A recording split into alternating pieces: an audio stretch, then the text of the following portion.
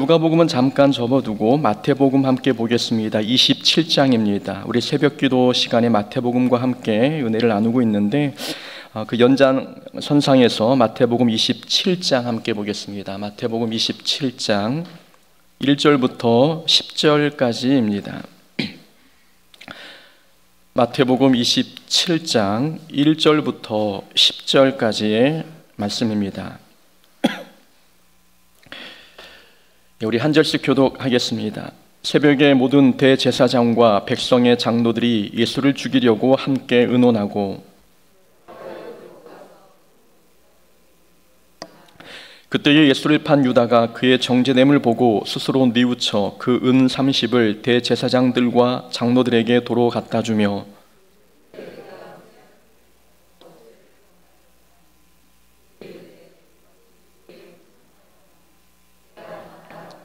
유다가 은을 성소에 던져넣고 물러가서 스스로 목매어 죽은지라.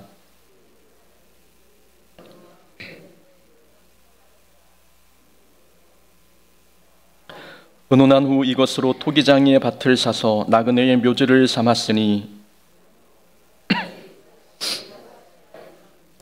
이에 선지자 예레미야를 통하여 하신 말씀이 이루어졌나니 일러스되 그들이 그 가격 매겨진 자 곧 이스라엘 자손 중에서 가격 매긴 자의 가격 곧 은 30을 가지고 토기장이의 밭값으로 주었으니 이는 주께서 내게 명하신 바와 같으니라 하였더라. 아멘. 오늘 본문 말씀 통해서 십자가로 품지 못하는 죄는 없다라는 제목으로 말씀 함께 나누겠습니다. 여러분들은 이 말을 어떻게 생각하십니까? 한번 읽어드릴 테니까 한번 들어보시기 바랍니다. 유다의 배반이 없었다면 예수님의 죽음도 없었을 것이고 예수님의 죽음이 없었으면 부활도 없었을 것이며 그렇다면 하나님의 구원 계획도 성취될 수 없었을 것이다. 유다는 하나님의 구원 계획을 완성하는 데 없어서는 안 되는 중요한 인물이다. 유다는 다른 제자들이 할 수 없는 일을 하나님의 구원 계획 성취를 위해 총대를 메고 감당했다. 그래서 가룟 유다는 배신자가 아니라 다른 제자들보다 더 위에 있는 제자라 할 수 있다. 이 말에 여러분 동의하시는지요? 어찌 보면 그럴듯한 말처럼 들립니다. 유다복음이라는 책에 나온 내용인데 2세기경 당시 이단으로 불린 영지주의가 만든 복음서입니다. 우리 정경에는 유다 복음이 없습니다. 가룟 유다가 기록한 복음이라는 설도 있지만 영지주의의 한 분파인 가인파가 쓴 것으로 추정됩니다. 이 가인파들은 유다의 배반을 합리화했죠. 그들의 파 이름도 아벨과 가인할 때 가인파인 것을 보면은 그들의 목적이 그렇게 순수하지만은 않은 것 같습니다. 영지주의에서 주장하는 내용과 똑같은 질문을 받은 적이 많습니다. 목사님, 유다가 악역을 맡은 것 아닙니까? 유다가 배신하지 않았다면 어떻게 예수님의 십자가의 죽음과 부활이 가능했겠습니까? 유다가 중요한 역할을 했는데 과연 그를 배신자라고 정죄하는 것이 옳습니까? 이런 질문을 하는 의도에는 유다를 배신자로 인정하고 싶지 않은 뜻이 담겨 있습니다. 유다가 배신하지 않았어도 하나님은 다른 방법을 통해 십자가 구원을 성취하셨을 것입니다. 유다는 하나님의 계획을 성취하는 도구가 아니었지요. 탐욕에 이끌려 죄를 지은 죄인일 뿐이었습니다. 유다는 사탄의 하수인이 되어 인류를 구원하시려는 하나님의 계획을 망치려 했습니다. 하지만 전능하시고 완벽하신 하나님께서는 유다의 배반조차도 하나님의 계획을 성취하는 데 디딤돌이 되게 하셨습니다. 구원 계획의 성취에 유다의 노력과 희생이 조금이라도 들어가 있다? 그렇지 않습니다. 가룟 유다의 목적은 구원 계획을 방해하는 것이었지 도움을 주려는 것은 아니었습니다. 그러니 죄는 어떤 경우에도 합리화할 수 없습니다. 은혜를 더하게 하려고 죄에 거하겠느냐라고 바울이 말한 것처럼 죄를 통해 은혜를 경험했다고 해서 그 죄가 선한 도구가 되는 것은 아닙니다. 죄는 죄일 뿐이고 죄를 미화해서는 안 됩니다. 오늘 본문은 가룟 유다의 후회와 자살에 관한 내용입니다. 유다가 대단한 인물도 아닌데 자살로 마감한 그의 최후를 이렇게 자세히 기록한 이유는 무엇 때문일까요? 마태복음의 저자 마태는 유다의 최후 기록을 통해서 반드시 전해주고 싶었던 두 가지 내용이 있었습니다. 하나는 예수님은 죄가 없는 분이셨다라는 사실을 증명하기 위함이었고, 둘째는 유다와 같이 죄인인 우리에게 죄의 문제를 해결하는 올바른 방법을 교훈해 주기 위함이었습니다. 첫 번째부터 한번 살펴보겠습니다. 3절에 보니까 그때 유다가 예수님의 정죄됨을 보고 스스로 뉘우쳐 은 30을 대제사장에게 돌려줬다라고 기록하고 있습니다. 여기서 그때라고 나와 있는데 그때는 언제입니까? 유다가 대제사장에게 돈을 돌려준 때가 언제인가? 성경을 보면은 예수님께서 사형 집행을 위해 빌라도에게 넘겨졌을 때입니다. 이때 예수님이 십자가에 달려 죽기 위해 빌라도에게 넘겨졌을 때 이 상황 속에 유다가 죄를 뉘우쳤다라고 기록하고 있다는 거죠. 유다는 이 상황을 보고 깜짝 놀란 것 같습니다. 예수님께서 십자가의 처형까지 갈 줄은 유다도 짐작하지 못했던 것 같습니다. 그저 돈의 욕심에 이끌려 예수님을 팔긴 했는데 내가 볼 때 예수님은 십자가에 죽을 만큼 큰 죄를 지은 분은 아닌데 어찌 이렇게 모든 재판이 불공정하고 날조될 수 있을까? 내가 과연 무슨 짓을 한 것인가? 예수님의 십자가 사형의 처형의 그 결정을 놓고 유다가 뉘우치기 시작했던 것입니다. 내가 정말로 나쁜 짓을 했구나 라는 생각을 깨닫기 시작했습니다. 성경학자들은 유다의 뉘우침 자체가 예수님이 죄가 없는 분임을 증명해 주는 사건이다 라고 언급하고 있습니다. 또한 유다가 은 30을 돌려줬을 때 대제사장은 받지 않았습니다. 그러자 유다는 성전 안에 돈을 던지고 나가 목매어 죽었지요. 대제사장들은 모여서 이 돈을 어떻게 할까 의논했습니다. 6절에 보면 이것은 핏값이라 성전구에 넣어둠이 옳지 않다라고 기록되어 있습니다. 대제사장들도 알고 있었습니다. 자신들이 죄 없는 예수님을 무고하여 사형 선고를 내렸다는 것을 알고 있었습니다. 은 30은 무고한 자를 팔아 얻은 돈이니 이런 부정한 돈을 거룩한 성전에 둔다는 것은 본인들이 생각해도 찜찜했습니다. 꺼름직했습니다. 그래서 성전구에 두지 않고 토기장의 밭을 샀던 것이지요. 은 30을 부정한 돈이라고 간주한 것은 대제사장 자신들 행동이 옳지 않았음을 자인한 것입니다. 이런 행동을 종합해 볼 때 예수님은 죄가 없는 분임을 인정하고 죄 없는 분임을 증명하기 위해서 오늘 본문의 사건을 성경에 기록해 두었습니다. 유다의 자살 사건을 자세히 기록한 두 번째 이유가 있지요. 마태는 유다의 최후의 사건을 통해서 성도들에게 어떻게 죄를 해결해야 할지 교훈해 주고 있습니다. 오늘 본문의 위치를 보면 베드로의 회개와 유다의 자살 사건이 순차적으로 배치되어 있음을 알 수 있습니다. 26장 마지막 부분의 베드로의 회개 내용, 그리고 27장 앞부분의 유다의 자살 사건, 나란히 순차적으로 배치한 것은 이 마태복음의 저자 마태가 베드로와 유다의 상황을 비교해서 대조해서 우리에게 보여주고 있습니다. 베드로와 유다는 비슷한 점이 참 많습니다. 두 사람 모두 예수님의 제자였고 베드로와 유다 모두 하나님께 죄를 지었습니다. 베드로와 유다 두 사람이 모두 죄를 지었는데 죄를 해결하는 방법은 서로 달랐습니다. 베드로는 회개했고 유다는 후회만 했습니다. 두 사람은 출발은 같았는데 인생의 끝이 달랐습니다. 회개한 베드로는 변화하여 십자가에 거꾸로 매달려 죽을 때까지 복음을 전했지만 후회만 했던 유다는 죄책감을 견디지 못해 자살하고 말았습니다. 두 사람의 인생이 갈린 것은 죄의 종류 때문이 아니었습니다. 회개했는가 아니면 후회만 했는가, 이것으로 두 사람의 끝이 달라졌습니다. 우리는 여기에서 얻는 교훈이 하나 있습니다. 죄를 지었다면 후회만 하지 말고 회개까지 나아가야 합니다. 이것이 마태가 우리에게 교훈해 주는 중요한 말씀이지요. 가룟 유다는 예수님을 팔고 난 후 죄책감을 느꼈습니다. 죄책감을 느꼈다는 것은 좋은 현상이지요. 죄책감을 느껴야 회개로 이어질 수 있기에 죄책감은 하나님께서 회개하라는 사인을 우리에게 주신 인간의 감정입니다. 그런데 유다는 죄책감을 느끼기는 것까지는 좋았으나 딱 거기까지였습니다. 마음 아파하고 괴로워하며 후회하긴 했지만 후회가 회개까지 이어지지는 않았습니다.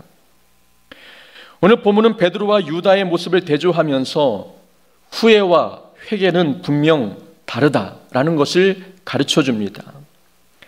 후회만으로는 죄의 문제를 해결할 수 없으니 유다처럼 후회만 하지 말고 베드로처럼 회개할 것을 우리에게 당부해 주고 있습니다.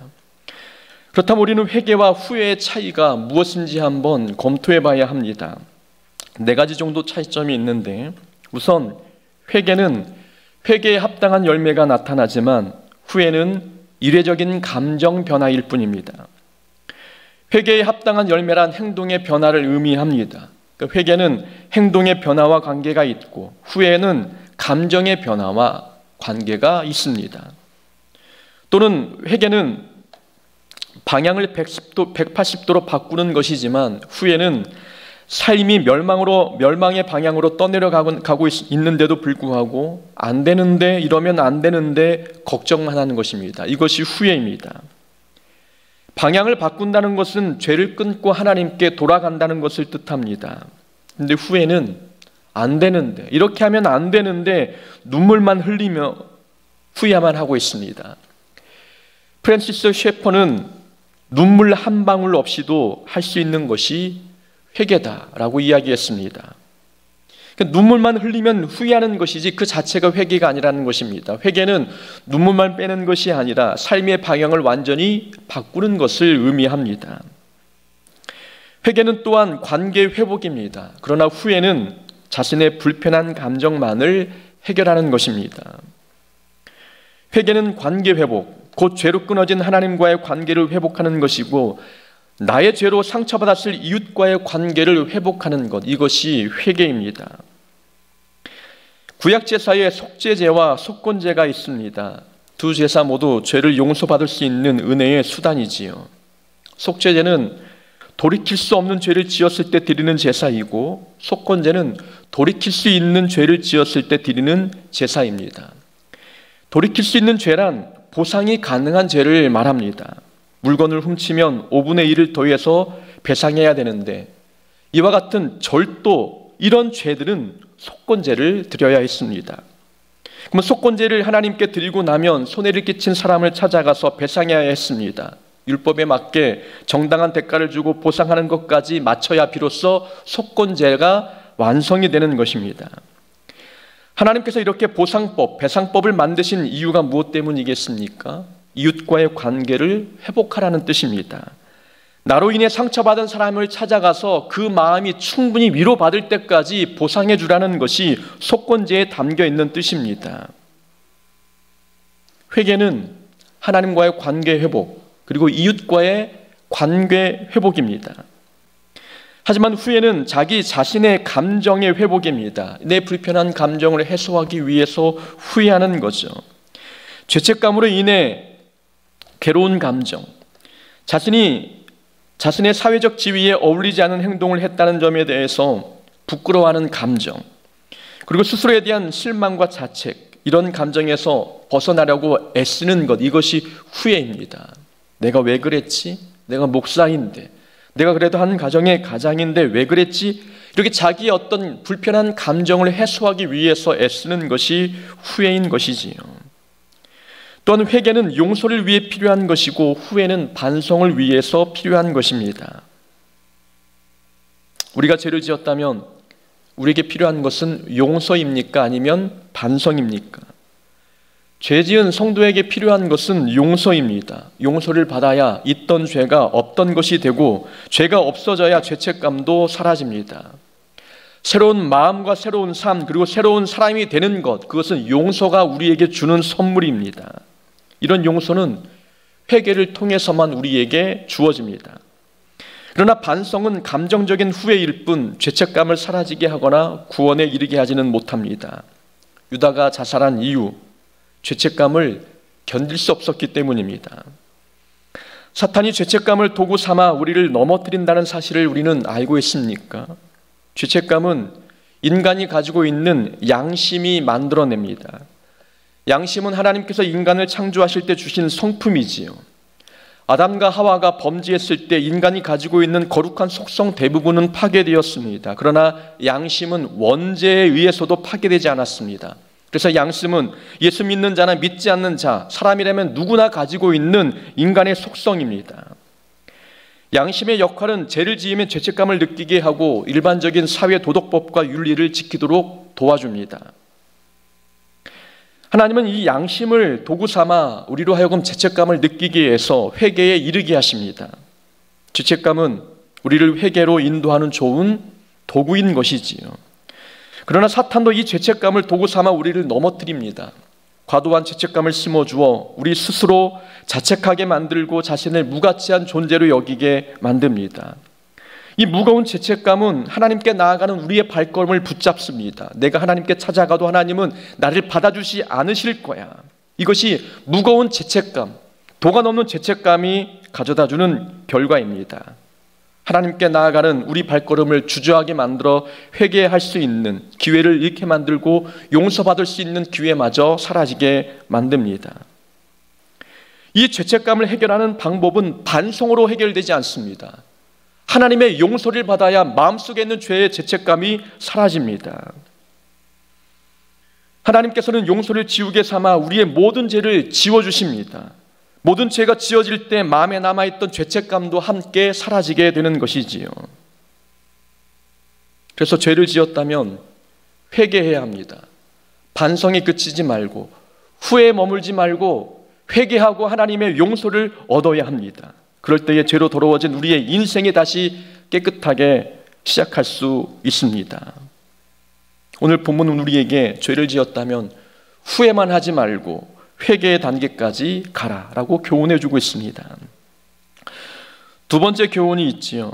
성도가 하는 일에는 항상 죄의 유혹이 있으니 근신하고 깨어 있어야 된다라고 말씀합니다.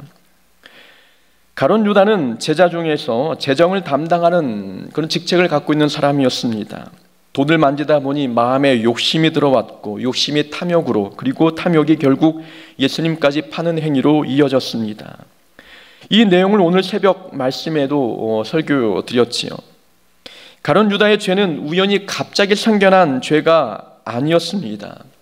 갑자기 우연히 실수로 예수님을 은30에 판 것이 아니었던 거죠. 이 가룟 유다 마음에 있었던 작은 탐욕이 점점 커져갔던 것입니다. 욕심으로 출발한 작은 죄가 예수님을 은30에 팔게 되는 큰 죄로 성장했습니다. 작은 죄를 간과하고 넘어가면 작은 죄에 넘어질 수밖에 없습니다. 우리는 그래서 근신하고 깨어 있어야 합니다. 내 마음속에 어떤 작은 죄가 남아있는지 영적인 민감함을 발휘하여서 그 작은 죄까지 덜어내야 합니다. 가룟 유다가 탐심, 욕심의 유혹을 받은 것, 그것은 가룟 유다에게만 겪는 그런 유혹이 아니었습니다. 하나님의 일을 하는 모든 성도들은 이런 유혹이 늘 가는 곳마다 따라다니게 되어 있습니다. 교회에서 맡고 있는 사역, 또 교회 밖에서 몸담고 있는 일터, 우리가 어느 곳에 있든 하나님의 자녀가 가는 곳에는 죄의 유혹이 항상 존재합니다. 엘리 제사장에게 두 아들이 있었지요. 홈니와 비느하스입니다. 여러분, 이들은 제사장이었습니다. 거룩한 장소에서 거룩한 직분을 가지고 거룩한 일을 하면 죄의 유혹이 없을까요? 그렇지 않습니다. 백성들이 하나님께 드리는 제물 중에는 제사장에게 돌아갈 몫이 있었습니다. 홈니와 비느하스 마음에 하나님께서 허락하신 제물을 먹다 보니 마음에 욕심이 들어왔습니다. 더 많이 갖고 싶었습니다. 그래서 자신에게 돌아올 목 이상을 백성들에게 요구했습니다. 심지어 본인들은 생고기를 좋아한다며 하나님께 제물로 드리기 전에 자기의 몫을 내놓으라고 떼쓰기까지 했습니다. 분명 거룩한 장소에서 사역하고 있었지만 죄의 유혹이 존재했습니다. 거룩한 직분을 가지고 거룩한 일을 하고 있었는데 거기에서도 죄의 유혹이 이들을 붙잡아매고 있었습니다. 하나님과 동행했던 에덴 동산에서도 사탄의 유혹이 있었습니다. 노아는 술에 취해 넘어진 적도 있었죠. 노아의 홍수 이후면 죄가 다 진멸된 것 같았어도 아니었습니다. 성도가 사는 모든 곳에 죄의 유혹은 도사렸습니다. 교회 안에도, 산속에 있는 수도원에도, 혼자 기도하는 골방에도 죄의 유혹은 항상 존재합니다. 그래서 항상 깨어 있어야 합니다. 근신해야 합니다. 영적인 레이더를 켜고 내 마음에 어떤 작은 균열이 일어나는지 날마다 점검하고 경계해야 합니다. 마음속에 금이 가고 있는 작은 균열을 경계하지 아니하면 그 작은 균열로 인해서 더 많은 것들을 잃어버리고 신앙의 집마저 무너져버리게 된다는 것을 우리는 기억해야 합니다. 어릴 적 동네에 엿장수가 방문한 적이 있습니다. 엿장수가 가위로 소리를 내면 아이들은 들뜬 마음으로 모여들었지요. 아이들이 모이면 엿장수는 잘라놓은 엿을 먹게 해줍니다. 그건 공짜가 아닙니다. 이건 미끼이죠. 엿맛을 보게 해주고 집에 가서 고물을 가지고 오면 더 주겠다고 유혹합니다.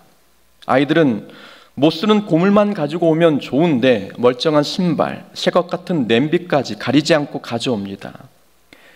엿맛을 보지 않았다면 그러지 않았을 텐데 이미 맛을 본 이상 눈이 돌아간 아이들은 가져오지 말아야 할 것까지 가져옵니다. 엿을 다 먹고 부모님께 호되게 혼이 나고 나면 그때서야 정신이 번쩍 들지 않습니까? 그때서야 깨닫습니다. 아, 오늘도 엿장수가 나에게 엿먹였구나 라는 생각이 드는 겁니다. 사탄은 처음부터 큰 죄를 짓도록 유혹하지 않습니다. 작은 것을 맛보게 하고 큰 것을 빼앗아가는 겁니다. 유다는 공동 재정에 손을 대면서 죄의 맛을 보았습니다. 너무 달콤했고 그 죄를 사랑하기 시작했습니다. 끊을 수 없는 맛을 본 후에 점점 대범해지면서 결국 돈 때문에 예수님을 팔았습니다. 작은 균열이 믿음에 일어나고 있으니 그것을 간과했더니 더 큰 죄로 번지고 말았던 것입니다. 가인이 아벨을 죽이고 다윗이 우리아를 죽인 것도 이와 같은 원리 때문이었습니다. 사탄이 던져준 미끼를 맛보고 나서 더 큰 죄의 유혹에 빠져들었습니다. 우리가 서 있는 모든 사역 자리는 죄의 유혹이 있습니다. 근신하고 깨어서 작은 죄가 우리 마음에 남아있는지 검토해야 됩니다. 예수님의 제자였던 베드로도 넘어졌고 유다도 죄에 빠져버렸습니다. 우리라고 안전하겠습니까? 사탄은 상대를 가리지 않고 예수 믿는 모든 성도를 공격하기 시작합니다. 큰 죄만 조심하지 말고 작은 죄도 조심해야 합니다. 작은 죄를 더 경계해야 되는 거죠. 눈에 보이지 않고 감지할 수 없기 때문입니다.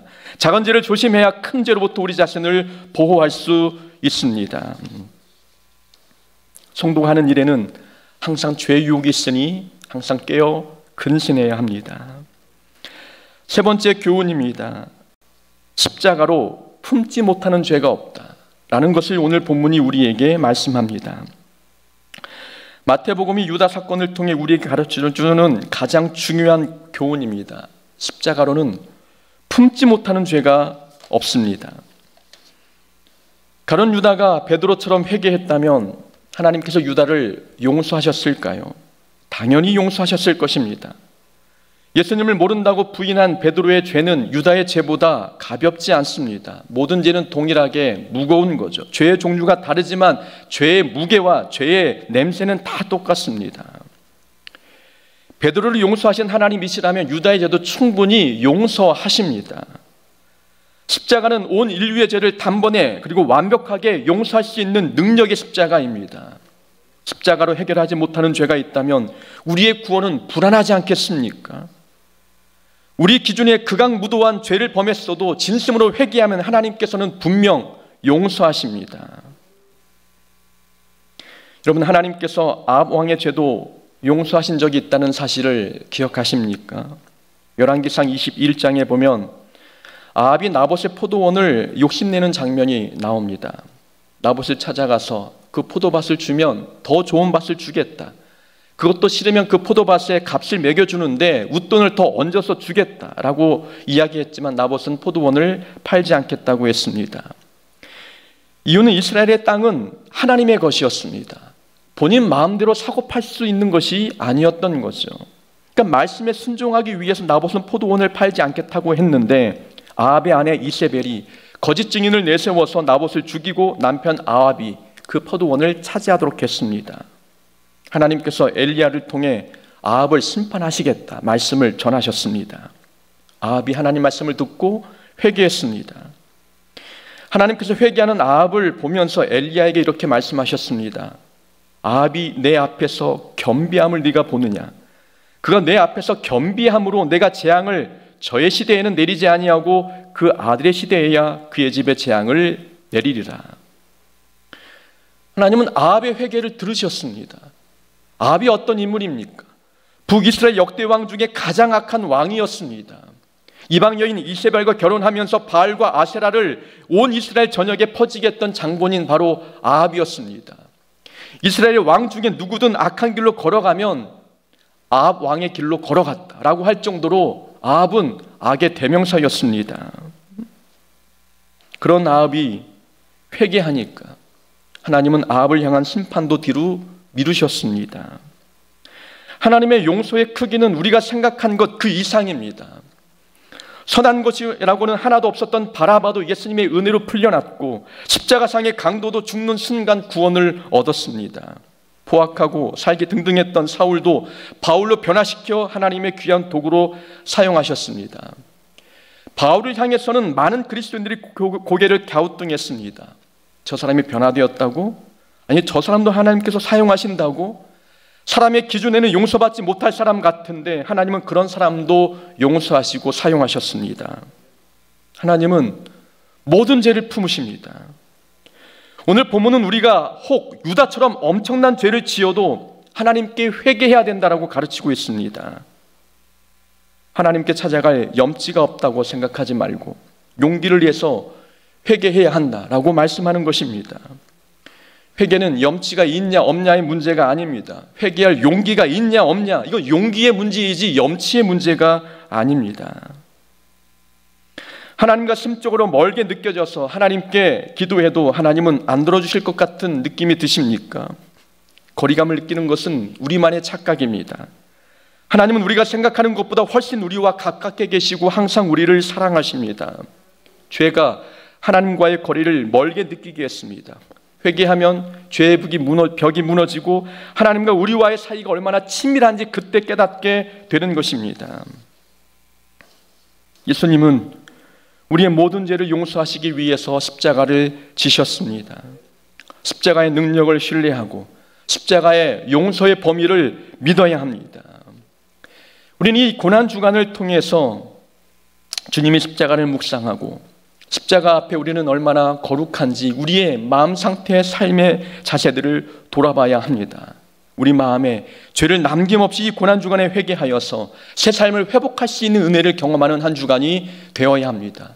그래서 주님이 짊어주시는 십자가를 어깨에 메고 순종하며 주님을 따라갈 수 있는 믿음의 삶을 살아가는 자가 되어야 될 줄로 믿습니다. 그런 삶을 살아가기를 주의 이름으로 축원합니다. 아멘.